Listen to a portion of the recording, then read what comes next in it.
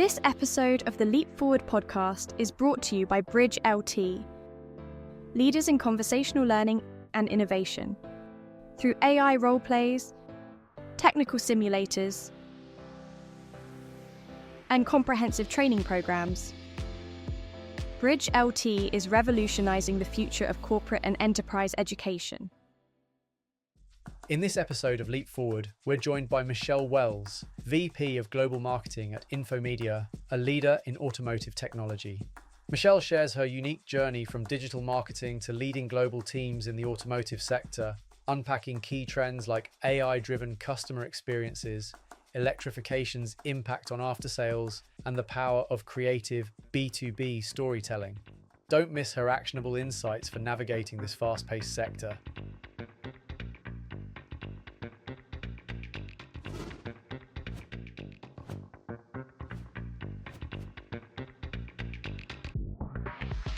So I'm absolutely delighted to be welcoming Michelle Wells to this edition of the Leap Forward podcast. Michelle, thank you so much for joining us today. Thank you for having me. Lovely to be here. Been looking forward to this one because I think you've got a very, very different perspective on many of the conversations we've had so far. So without further ado, perhaps you could kind of just introduce your business and your value prop and the role you play in it. Sure. So, hi everyone. My name is Michelle Wells and I am VP of Global Marketing for a company called Infomedia. Infomedia are a super interesting business. They started life back in the 80s, one of the first companies to digitize the humble parts catalogue. So, if you know Microcat, EPC, electronic parts catalogue, that's kind of where it all started in a really cool suburb in Sydney. And the business has just grown exponentially from there to now be a global leading supplier of automotive technology and data solutions, both to automotive retailers and to the OEMs themselves. So we specialize mainly in the after sales area, so solutions for parts, service. We focus on three key things really. Data-driven automotive customer experiences, particularly ownership experiences. There's so many ways in which that could be made better, and that's something we work on. And also then increasing efficiency in the workshop and helping OEMs and retailers drive more revenue from their after-sales operations. We have about 250,000 users who use our software every single day across more than 180 countries. So it's a super interesting and global role. I have people based across 3 continents and some very funky time zones, but love it. Always happy to come to work every day and work with great people. So that's us in a nutshell. And what about you? The path's never linear. So bring this to life for me a little bit. How did you kind of get to where you are today? Definitely a little bit of a squiggly, career, as they often call them. If I cast my mind back almost 20 years now, not quite sure where those 20 years have gone, but back to university, I studied management and modern languages, so French and Spanish and business management, but I always definitely had a strong interest in marketing. I liked telling product stories, bringing them to life, and doing that in creative ways. So following graduation, I actually went to work in banking, but in the marketing scheme of a well-known bank in London.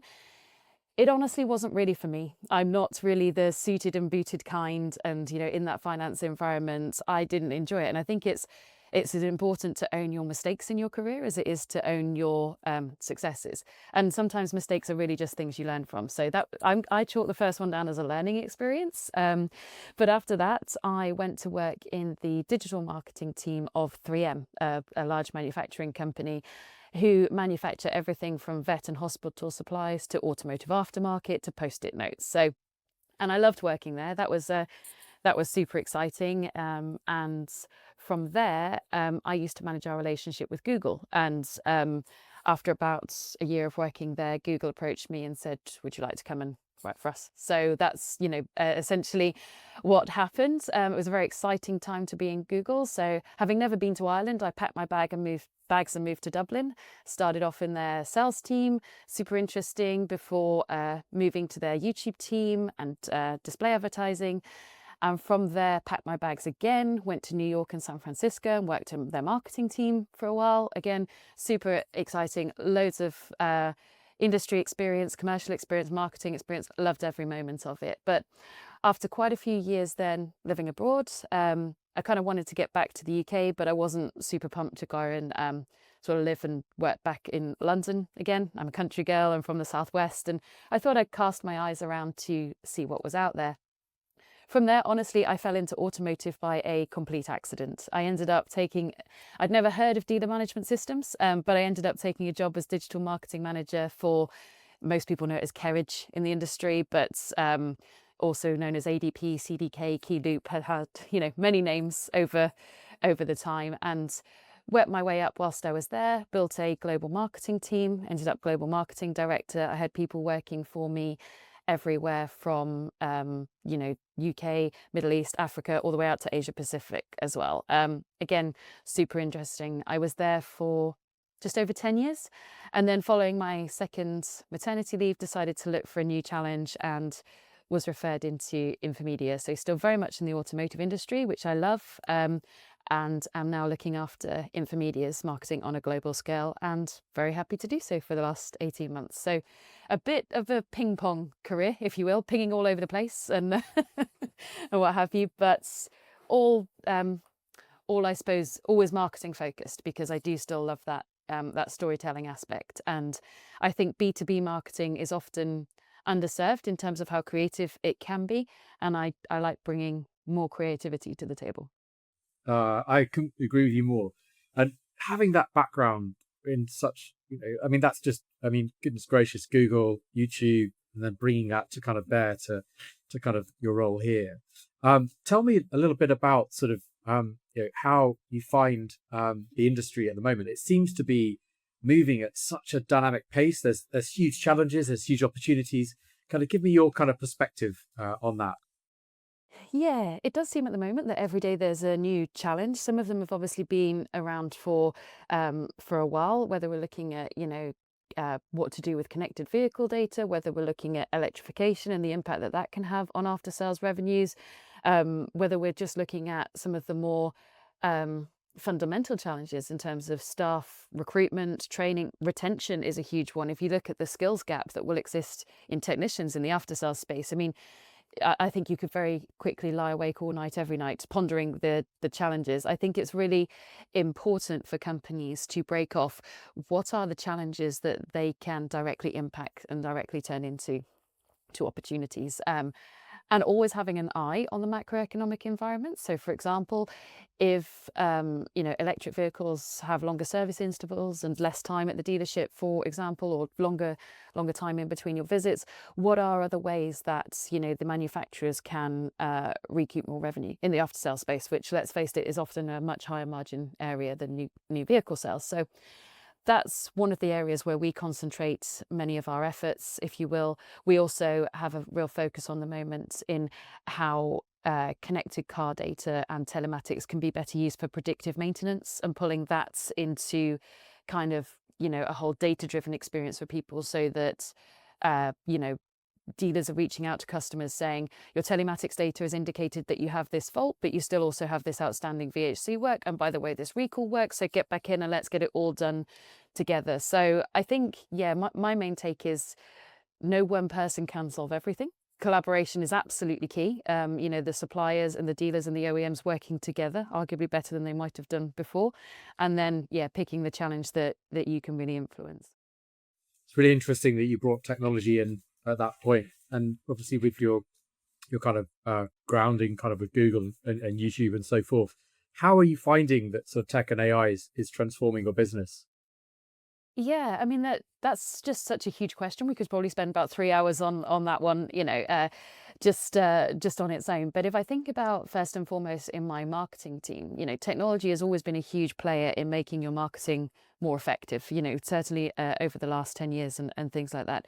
There are a lot of businesses still not fundamentally using Salesforce, CRM technology in the best way that they can, or the Salesforce ecosystem that supports that, or not using marketing automation and email technology in the best way they can, social media management tools. So there's lots of tools and technologies within our marketing team that make us more efficient. And it's very important for me that we're working on how are those implemented? Are they doing what we need them to do?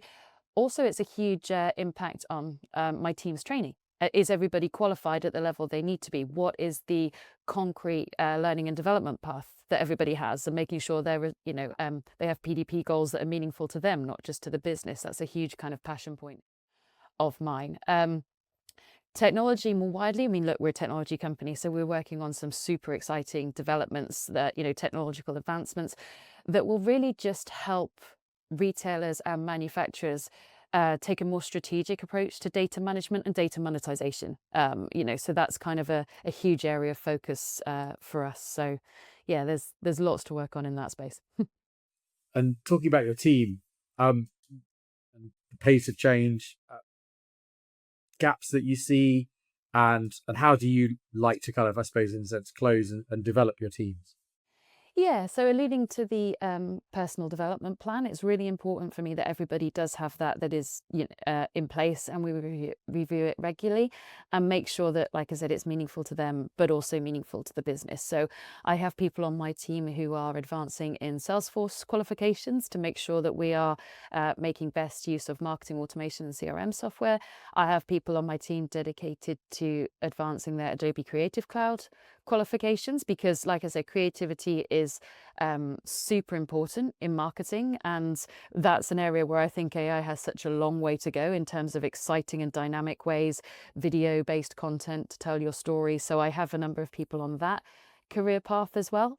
I have people who are undertaking, kind of copywriting training to, make sure that it was putting the story across in the best way. I mean, it really is quite unique to them, because marketing, I believe, in the past used to be a very general specialism, and now there's so much opportunity to specialize, whether it's marketing technology or data and analytics or brand or event management. It's really about finding what resonates for people. We have a super useful tool within the team called a skill will matrix, where we map the skills that are relevant to their role, and then we also ask them, but what level of interest have you got in developing these skills? Because that is really key to keeping them engaged, that they're getting to feel a level of ownership in terms of what they develop rather than what the business tells them. That was kind of a key change that I implemented, if you will. And then the only other thing I'd say is, for me, it's often quite a challenge to find marketers with industry experience. So we are super receptive to people who might want to,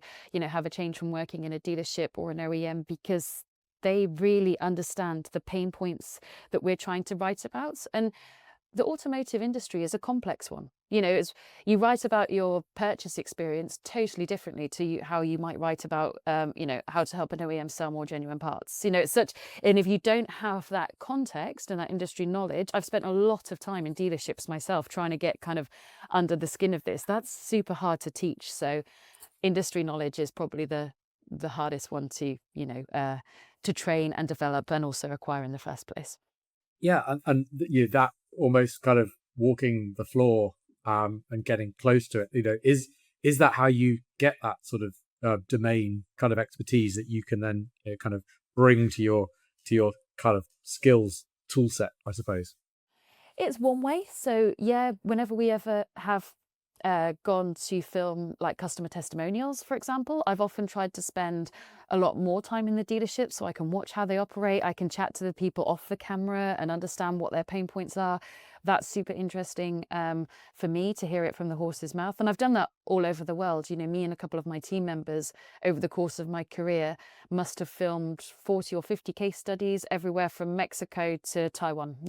It's really it's a fascinating experience. It's unbelievable how different a service department can operate in Dubai compared to Spain, and it's so having that flavor has been really important. But that's just one way of many that we get that information. Obviously, we have account managers, we have product teams, we have sales teams, all of whom are regularly speaking to the customers to understand their pain points as well. And it's about bringing that knowledge together in a way that we make sure that both our marketing communications and our product development stay relevant. And no doubt a rich source of data too. Yeah, very much so. I love the skill will. Is it a skill will matrix? Yeah, great. Thank you very much for that. I've learned something new there. Guy on my team came up with it. I love the way that if you're leading a team, if you really create an environment where people can bring ideas forward, how much they can come from anywhere. So it was my fabulous creative manager for the European region who said, I've been thinking about how creatives can grow their careers within marketing department. What do you think? And he sort of presented it to me. Full credit to him for that idea. And we now use it across the team to say, okay, what skills have you got and what skills do you want and why? What are you aiming for? I think one of the things I haven't necessarily been great at over my career is always planning my next step. You could argue, if you were really, blunt, that my career is a result of lots of happy accidents that have all worked out just fine. So I haven't haven't really paused to worry Join the about it. club. But I do think it's important to give people the opportunity, if they have a strong North Star that they want to aim for, that your role as a leader to facilitate that development needs to be front and center in your mind. And you talked a bit about sort of B2B and the perception about how creative you can be in B2B. Tell me a little bit about how you are perhaps dispelling that myth, and how much territory do you think you've got to play with in B2B and in automotive? Yeah, do you know, it's a really interesting question. I listened to a fabulous podcast called The Uncensored CMO by John Evans, where they study advertising effectiveness, and they also go around and doing CMO interviews across all different verticals. And it's a fabulous podcast, really worth a listen, even if you don't work in marketing, just for sort of general business and commerciality. But one of the things they found in studying the automotive vertical is, in general, it is really quite homogenous. The average automotive ad, even for a new car, is scoring about 1.8 out of 5 in terms of recall and advertising effectiveness. Quite often, because if you think about automotive advertising, it's often very similar. It's a nice car in a nice location, and you'll have some tweaks depending on your ideal customer profile, but there's often not a lot of really stand out. You could argue that, Jaguar's latest campaign has stood out. Whichever side of the fence you may be on about, what that means, it stood out. And I imagine when the results come in for that ad, it will, they will represent that accordingly.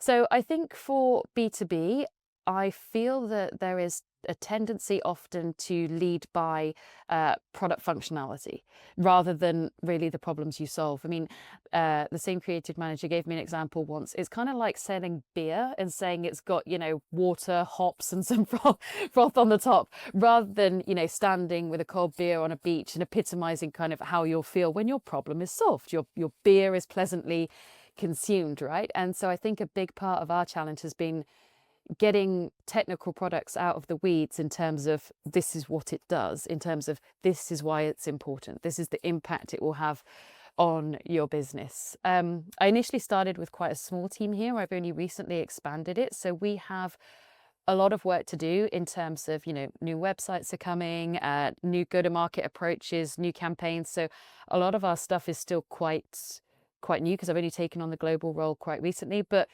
yeah, a big part of what we're looking to do is actually work with agencies who also work with B2C companies and say, what are more interesting ways to present this? And I think some of the campaigns that come in the new year will be a much more exciting way to represent the products, and will hopefully cut through in a better way. Because I think any magazine you open where it's looking at automotive technology suppliers, you could easily have the same problem.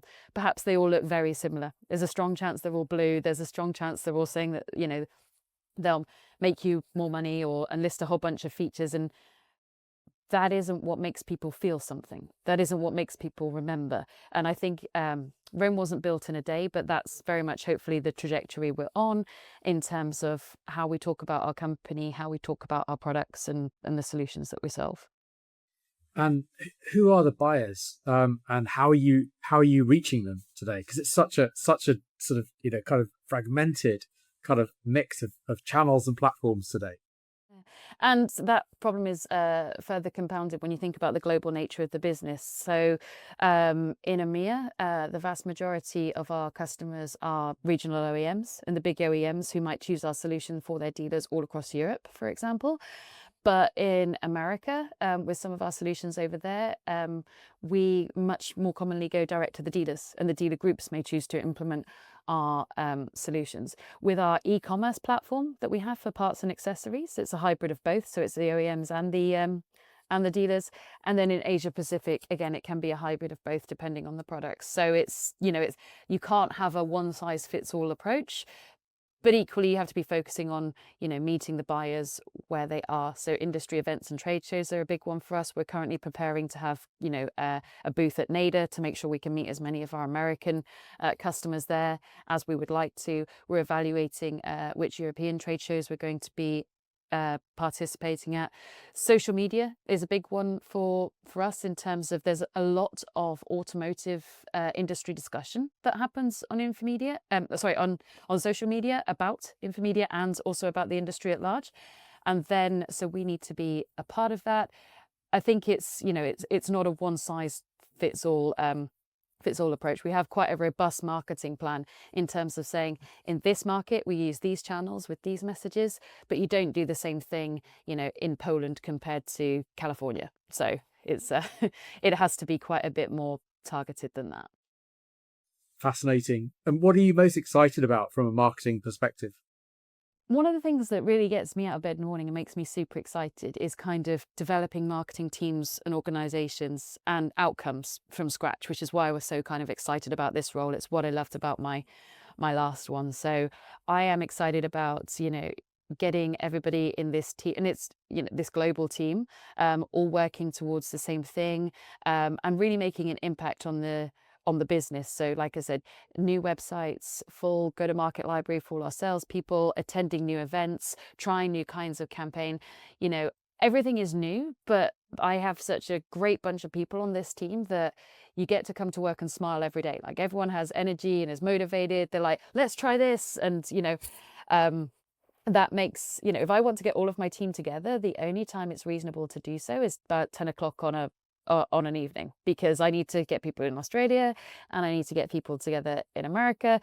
So when I'm sat on those 10 p.m. meetings, which I'm sure a lot of people might find quite inconvenient, but you still come off them really buzzed, because you're like, there's so much great stuff we can do here, and there's great people involved as part of the team who are excited about the bigger projects that we're delivering. You were talking there about outcomes in terms of how you think about metrics and measuring success. What's your go-to there? Yeah, again, I think that's a really interesting question, because I find a lot in business, particularly in B2B, that there's a tendency to over-index on demand generation. So a tendency to evaluate the success of your marketing approach based on how many leads have you got for me lately. And look, demand generation is a big part of marketing. I don't dispute that, but my view is that marketing is not a cost center. Our role is to create value, but it is to create value across every stage of that customer life cycle. So in the early stage buyers, we need to be there with the right thought leadership and the right marketing materials to attract the attention of the decision makers who may not be buying right here, right now, but need to know who Infomedia are. Then we will have sort of new business and cross-selling campaigns to our prospects and customers. But then there's also a huge role to play in terms of customer success. And that's something we're working on quite a lot at the moment. What's the role of marketing in onboarding communications, product utilization communications, adoption? All of that matters if you want them to renew. And similarly, marketing has a huge role to play in advocacy, customer testimonials and things like that. So we are currently implementing dashboards which will give us a much more holistic measurement approach that demonstrates marketing's value over and above just, the marketing qualified leads, sales accepted leads, which I think puts marketing in far too narrow a pigeonhole for the amount of value it can deliver to the business. One of the best analogies I ever heard about it was that marketing's basically an octopus. It's there with its tentacles in product, in sales, in customer success, in retention and things. And I was like, yes, that is exactly this. So we have a good laugh in our team going, we are the octopus, and that's a much better way to look at the role of marketing. And that's a great analogy. I love that. Yeah. In terms of sales and marketing and product and marketing and how does the octopus kind of I suppose on the flip side, how do you like to kind of how do sales and kind of product kind of best work with marketing?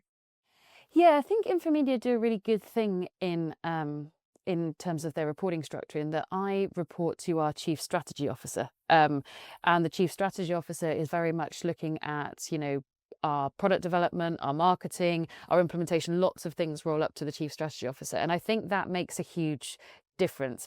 Quite often, if you get marketing reporting into a sales function, they can almost sideline into, Back to your point around demand gen type. yeah, or sales enablement, or that kind of thing. So having the right reporting line and the right frame of mind around marketing makes a huge difference. It means that, I can be involved in meetings where I'm understanding our product roadmap and planning for it. But also, we can funnel feedback back to the product teams around, all of the 4Ps and things like that. I speak regularly to all of our product leaders in Australia and also to our European product people. Great relationships with all of them. That makes a huge difference. And I catch up with sales very regularly as well. A lot of our pitches are high value, but very targeted. So if we are going after a particular let's say clients, then we need to make sure that all of our marketing material is relevant to that client, and it's high touch, high investment, and things like that to help sales win that deal. So it's all really just about very open lines of communications with all the stakeholders, and not operating in your silo, if you will. And as you're looking to scale that team around the world, what are the kind of the particular qualities that you look for when you're building that team? Yeah. They do say culture eats strategy for breakfast, don't they? And I think that's really true. A can-do positive attitude goes a very, very long way. It's one thing that I think you can't really train. It's the responsibility of the leader and the people within the team to create an opportunities and environment where everyone really wants to do their best. So I take kind of organizational behavior and structure and that kind of thing and culture very seriously, and it's a huge part of what I think is really important. And I make sure all of my team feel that as well. We have social chats and things like that where we're all just talking about it and doing that team bonding. That's really important. Those are kind of the soft skills and the emotional intelligence that when things get difficult, you make sure you've all got each other's back and you're all working together really well. In terms of the kind of specific skills, for example, again, it's the sort of the ones I alluded to earlier, the marketing technology skills, or the copywriting skills, or creative cloud skills, those kind of things. It's all really quite personal to them. And as we grow the team further, I will probably still need more of those particular roles all the way across that kind of customer lifecycle piece. So I'd like someone on branding and thought leadership and PR, for example, and then ultimately someone on customer success marketing, and someone on demand generation marketing, somebody on analytics and data. That's how the team will grow out from there. But Rome wasn't built in a day. The big part of a marketing leader's success is demonstrating the value that you're bringing to the business. And once you do that, you normally establish your credibility, you establish investment, and then you can in turn deliver more to the business. So yeah, that's how I look at it. And you talked about the 10 p.m. calls and the fact that you're kind of operating in 180 countries. How does the kind of global nature of your role and your business change your org and general kind of approach? Yeah, another really good question. I've long held the view, many years before COVID, that I wasn't really too fussed if people who worked for me were sat on the moon, or on a beach somewhere, as long as the work was getting done and to a high standard. Flexibility is something people hugely value, and it's something I make sure that my teams do feel that they have. And then that tends to kind of pay off in spades. So by that nature, we can very easily have almost kind of a follow the sun marketing team, because Australia starts something. If they don't finish it, it can be handed off to EMEA. And if we don't finish it, we can hand it off to the US. And quite often things can be back within the senior leadership within 24 hours if they've asked for something, in that guise. So, but it's very much for me around finding the right talents, irrespective of where they are. So, there is no need for me to have people in specific locations. I need to find the people who understand our customers and have the right marketing skills, and it doesn't matter where they are to some extent. And if I can do that in a global scale, I think it gives me a much stronger chance of being successful and hiring the right people too. And have you noticed there being particular sort of nuances to the kind of global nature of your team? And that could even be from a skills perspective, or from a kind of experience perspective, or from a understanding more deeply the knowledge of that particular local market. You talked about Dubai being very different, for example, and the States, being more dealer centric. How does that kind of global aspect of kind of the role change the way you kind of go to market? Well, I think that's one of the reasons why we do have people in every location. We have some of us based in EMEA, some of us based in the States, some of us based in APAC. And that's not just in the marketing team. Obviously, that's across all of our teams. We are kind of geographically dispersed that way so that we get that, the global economies of scale, but we don't lose sight of locally what's important and the different ways of operating.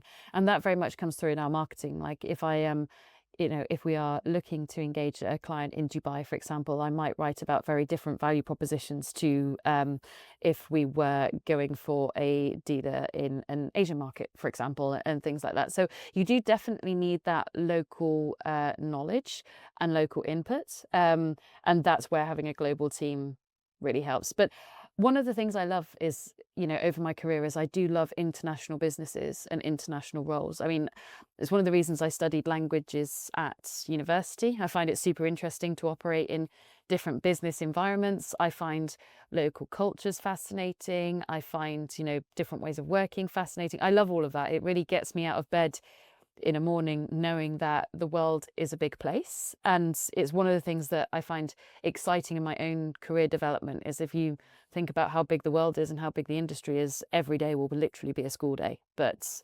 it's great then. I think it also, makes sure you have the right approach to diversity and inclusion as well. I'm actually kind of a huge advocate for that. I work with organisations like the Automotive 30% Club that strives to improve gender balance within the automotive industry. Fantastic organisation. In a previous role, I actually set up an innovation competition with about 15 universities across the UK to work with students from different backgrounds to say, what are your ideas for how automotive experiences could be better?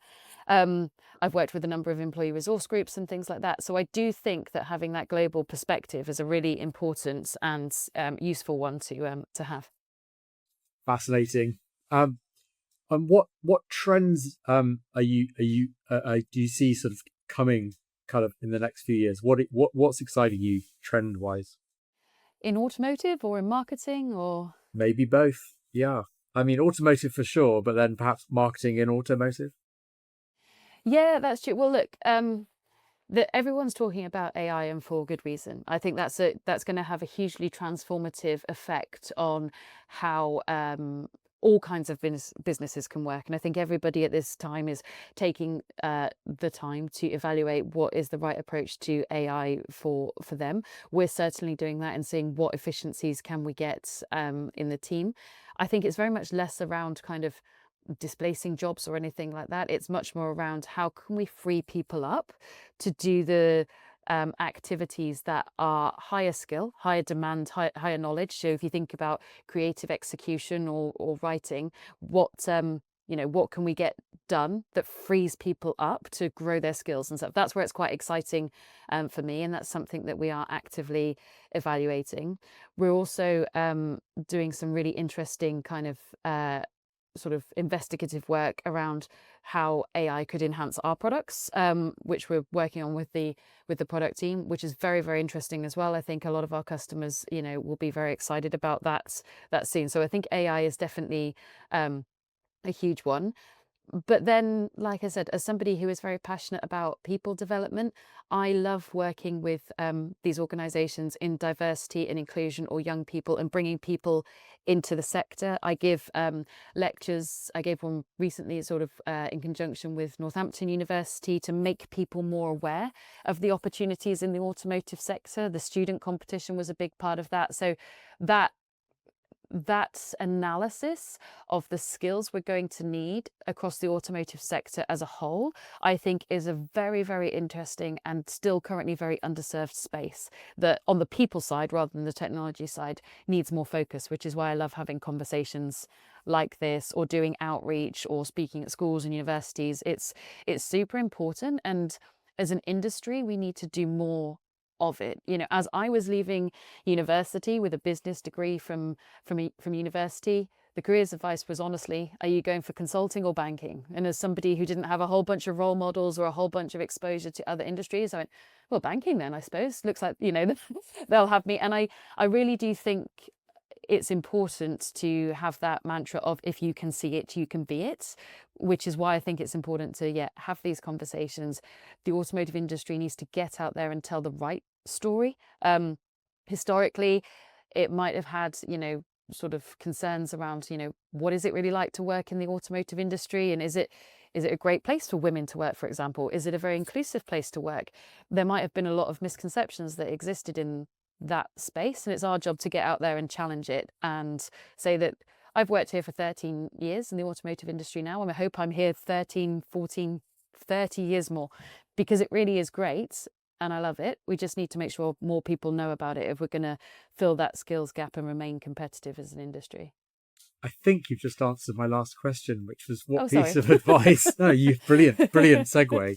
But I want to make sure, is that the one piece of advice that you would give to someone entering the industry? If you can see it, be it, or is it an extension of that? And I think that's probably the advice that I would give to the automotive industry, is to let's all take responsibility for, if we can show it, if we can demonstrate it, then we can inspire other people.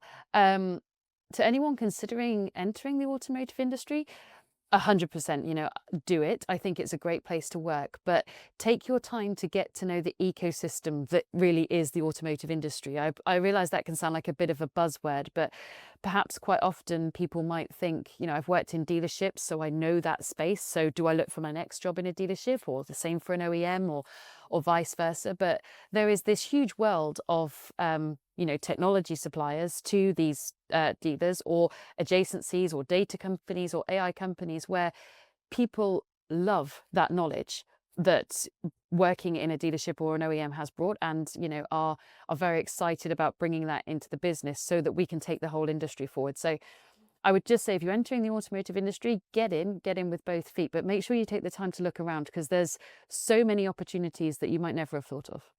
Michelle, this has been a brilliant conversation. I've been furiously trying to take notes as you've been talking. A real lesson for me as well. Mm-hmm. But really appreciate your time today. Thank you for joining Leap Forward.